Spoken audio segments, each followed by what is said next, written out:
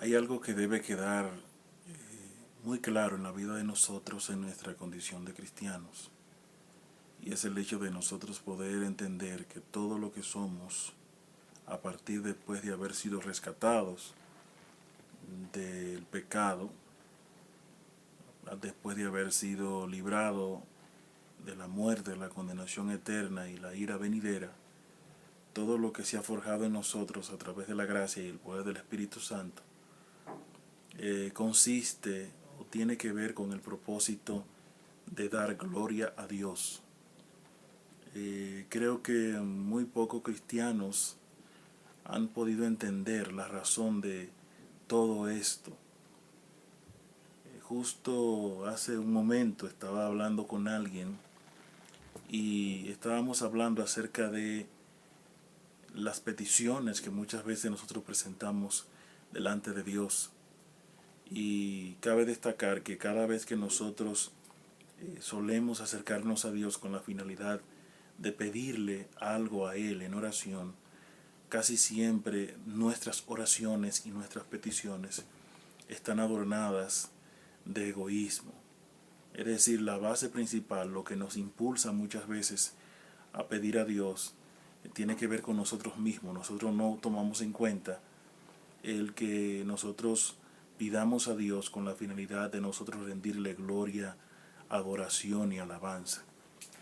Es por ello que quiero ir al primer libro de Samuel, primero de Samuel, capítulo 1, versículo 9 en adelante. Dice la palabra de Dios: y se levantó Ana después de que hubo comido y bebido en Silo.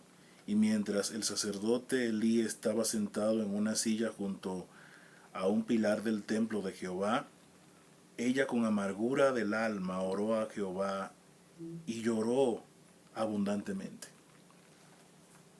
E hizo voto diciendo: Jehová de los ejércitos, si te dignares mirar la aflicción de tu sierva, y te acordares de mí, y no te olvidares de tu sierva, sino que dieres a tu sierva un hijo varón, yo lo dedicaré a Jehová todos los días de su vida, y no pasará navaja sobre su cabeza. Fíjese que a pesar de la condición emocional, sentimental en la que se encontraba aquella mujer, todos sabemos y conocemos la historia, dice la palabra de Dios, que cada vez que ella subía a la casa de Dios se encontraba con aquella otra mujer, la cual había concebido hijos y ella no tenía hijos. Pudiéramos pensar hasta cierto punto que la razón principal por la que ella anhela tener un hijo es producto del acoso, la envidia, que de alguna manera pudiera producirse al ella ver a aquella otra mujer concibiendo hijos y ella sin tener la posibilidad de concebir alguno. Sin embargo, justo en el momento, en el despliegue, el desarrollo de la petición o la oración, nosotros podemos ver a una mujer con una actitud de humildad y sencillez y con una oración cuyo impulso e intención consiste en dar gloria a Dios. La palabra de Dios nos dice que todo lo que nosotros hagamos, sea de hecho o de palabra, hagámoslo como para la gloria de Dios. Hay versiones que dicen como para el Señor y hay otras versiones que dicen para la gloria de Dios. Ahora bien, eso se equipara con el simple hecho de nosotros entender que una vez nosotros estamos fundamentados y posicionados en Cristo, después de él habernos rescatado de nuestros delitos y pecados, después de habernos librado de la ira venidera, después de habernos librado de la condenación eterna, Dios nos lleva a la presencia de su Hijo Jesucristo con la finalidad de nosotros poderle dar gloria a Dios. Entonces, si nosotros quisiéramos nombrar esta breve reflexión con un título, un tópico, yo creo que uno de ellos podría ser una petición libre de egocentrismo. Yo sé que nosotros no solamente hacemos una petición quizás al día, nosotros tenemos muchas peticiones, las cuales son presentadas a Dios, pero nosotros tenemos a partir de este momento, que poner una pausa en todas estas cosas y analizar si realmente todo lo que nosotros estamos presentando a Dios como petición, nosotros lo estamos haciendo desde una posición de humildad, con la finalidad de rendirle al Señor toda la gloria y toda la honra. Hay un pasaje, se encuentra yo creo que este es un pasaje que todos nosotros lo hemos leído, especialmente aquellos que son creyentes, pero es muy importante destacar lo siguiente. Hay que destacar el hecho de si realmente nosotros nos hemos detenido a pensar en lo que realmente dice la palabra de Dios en este pasaje.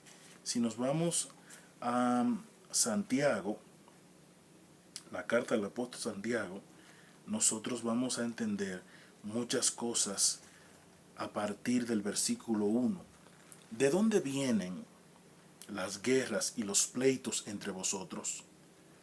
¿No es de vuestras pasiones las cuales combaten en vuestros miembros? Codiciáis y no tenéis, matáis y ardéis de envidia y no podéis alcanzar, combatís y lucháis, pero no tenéis lo que deseáis, porque no pedís. Pedís y no recibís, porque pedís mal, para gastar en vuestros deleites. Oh almas adúlteras, ¿no sabéis que la amistad del mundo es enemistad contra Dios? Cualquiera pues que quiera ser amigo del mundo se constituye en enemigo de Dios. ¿O pensáis que la Escritura dice en vano, el Espíritu que Él ha hecho morar en nosotros nos anhela celosamente? Pero Él da mayor gracia, por esto dice, Dios resiste a los soberbios y da gracia a los humildes. Hay un dato muy importante aquí, y es algo que nosotros muchas veces no hemos aterrizado en lo absoluto. Es importante que nosotros entendamos que lo que conllevó a que el hombre pecara fue el ego. El ego es lo que pone en manifiesto esa raíz pecaminosa en la vida de cada uno de nosotros.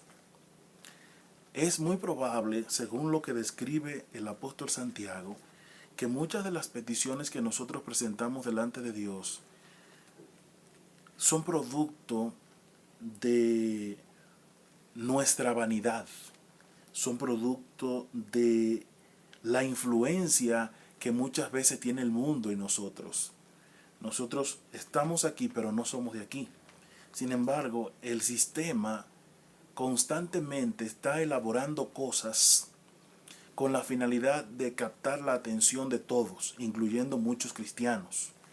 Entonces cabe destacar que a veces pedimos y a veces no pedimos.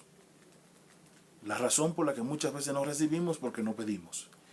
Y muchas veces la razón por la que no recibimos aún habiendo pedido es porque, bien dice la palabra de Dios, nosotros lo hacemos de mala manera, evidenciando la corrupción que hay en nosotros y muchas veces ese apego que aún sigue impregnado en nuestros deseos perversos con relación a las cosas que el mundo fabrica, elabora y diseña con la finalidad de atraer y captar nuestra atención.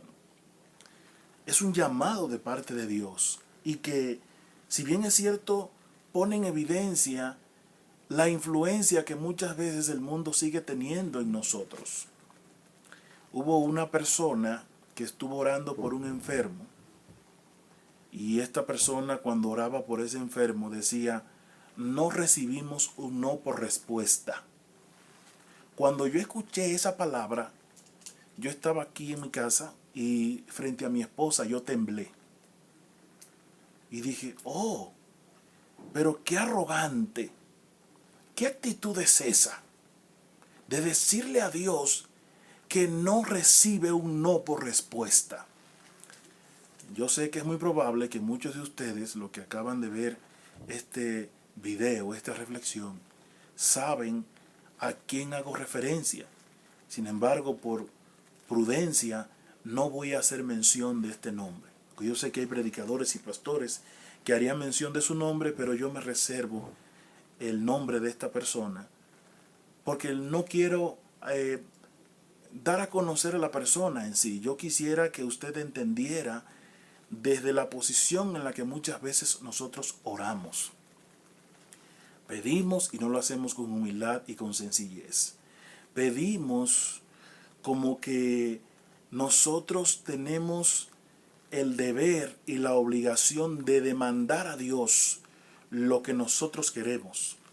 Pero créame que muchas veces cuando nosotros nos remontamos en esa posición, lo hacemos desde una postura egoísta, no considerando a Dios en el momento en que nosotros lo hacemos.